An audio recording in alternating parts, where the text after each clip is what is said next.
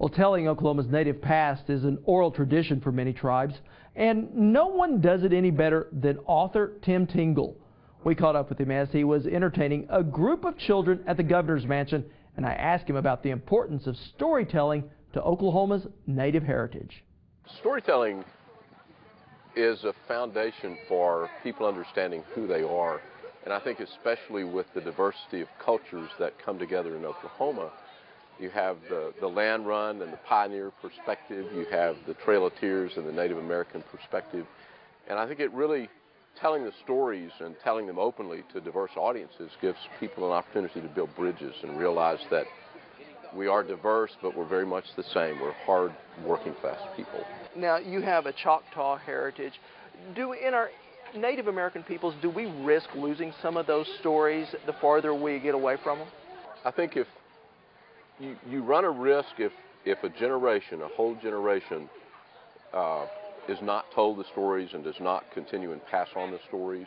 And right now, I know in particular the Choctaw Nation, and I know of a lot of other tribes are paying close attention to the culture and focusing on that.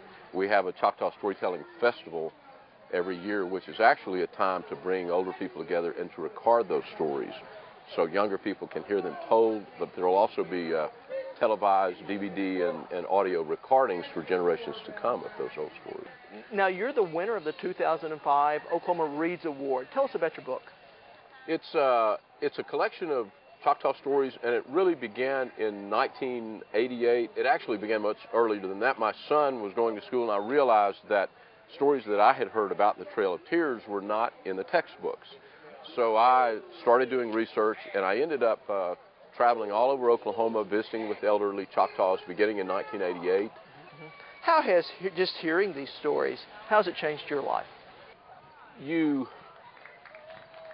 learn to see beyond the history on the printed page, and you recognize that on the page it has dates and it has numbers of people, but history is not really about numbers of people. It's about you and I and just everyday people that are put in remarkable situations of hardship or stress, and heroes are people that deal well with that. But they're everyday people, and I think it lets you see beyond the flatness of the page and into the humanity and the blood of it.